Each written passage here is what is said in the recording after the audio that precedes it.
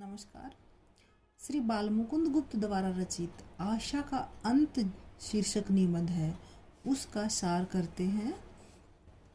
बाबू बालमुकुंद गुप्त द्विवेदी युगीन हिंदी निबंधकार थे। इन्होंने भाषा, व्याकरण, साहित्य, समाज, राजनीति, देश दशा आदि भिन्न भिन्न विषयों को लेकर अपने निबंधों की रचना की है। इनके निबंधों में भारतीय युगीन राष्ट्रीयता, द्विवेदी युगीन भाषा शैली में बड़ी मस्ती भरी आत्मीयता और निर्भीकता के साथ अभिव्यक्ति हुई है।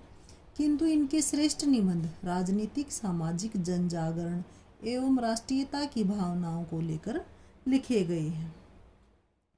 आशा का अंत इनका राजनीतिक व्यंग्य प्रधान निबंध है। इस निबंध में गुप्त जी ने देशवासियों को अंग्रेजी कूटनीति एवं भारत दुर्दशा से परिचित करवाने हेतु शिवशंभू का चिट्ठा जैसे पात्र की कल्पना की है, जो भांग की झोंक में आकर कटु से कटु सत्य को व्यक्त करने और सर्वोच्च शासक को भी खरी खरी सुनाने में नहीं कतराता। शिवशंभू लॉर्ड कर्जन को संबोधित करते हुए कहता है, रोगी रोग को, कैदी कैद को, ऋणी ऋण को, कंगाल दरिद्रता को, क्लेशित क्लेश को इस आशा से झेलता है कि एक दिन उसे इस दुख में जीवन से मुक्ति मिल जाएगी। किंतु यदि यह आशा भी नष्ट हो जाए तो उसके कष्टों का क्या ठिकाना। जब लॉर्ड कर्जन प्रथम बार वाइसराय बनकर भारत आए तो यहाँ की जनता को उनकी आरंभिक नीतियों से लगा था कि अब कोई विक्रमादित्य, अकबर, खलीफा हारू रशीद या नौसिखा जैसे दयालु शासक आ गया है। किंतु शीघ्र ही लोगों की यह धारणा भंग हो गई। शिवशंभू लॉर्ड कर्जन को संबोधित करता हुआ कहता है, माय लॉर्ड, भारत की जलवायु और नमक ये दो वस्तुएं अपना प्रभाव दिखाए बिना नहीं रहती। यहाँ की जलवायु से अलग खड़े होकर कितनों ने बड़ी बड़ी अटकलें लगाई और लंबे चौड़े मंसूबे बांधे, परंतु यहाँ के जलवायु का असर होते ही वह सब काफूर हो जाता है।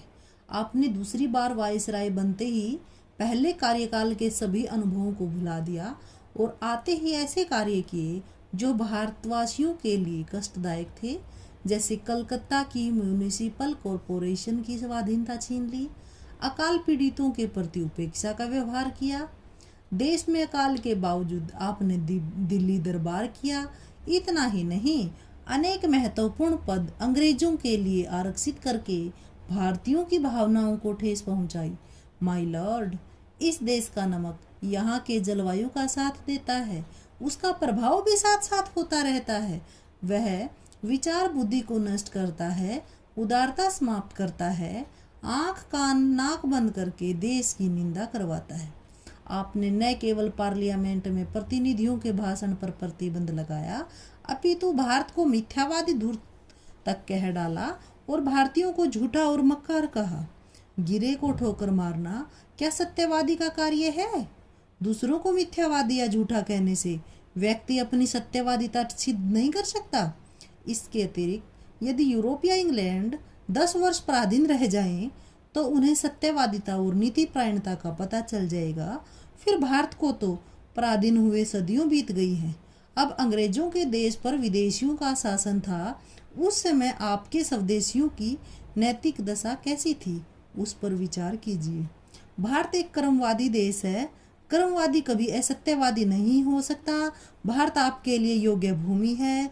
आपके स्वदेशी यहाँ बड़ी बड़ी इमारतों में रहते हैं, किंतु लाखों भारतीय रोटी, कपड़ा और मकान के अभाव में रहते हुए प्राण त्याग कर देते हैं।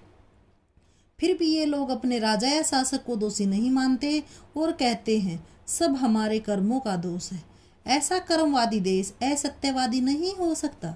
महारानी विक्टोरिया और उसके पुत्र एडवर्ड के सद्व्यवहार से भारतवासी अपनी स्वतंत्रता का दुख भूल गए हैं, किंतु आप उनके प्रतिनिधि बनकर भारतीय जनता के प्रति ऐसा व्यवहार न कर सके कि यही इस देश के लोगों के लिए दुर्भाग्य की बात है। फलस्वरूप यहाँ की जनता आपको नहीं चाहती और आप यहाँ की जनता को नहीं चाहते।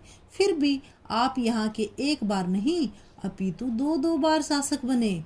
यह आश्चर्य की बात है और इसी बात के कारण शिव शंभू के भांग के नशे में बार बार भंग पड़ रहा है। इस अधबुढ़े ब्राह्मण का नशा किरकिरा हो जाता है। तो इस तरह से बाल मुकुंद गुप्त जी का ये एक राजनीतिक व्यंग्य प्रधान निबंध है। धन्यवाद।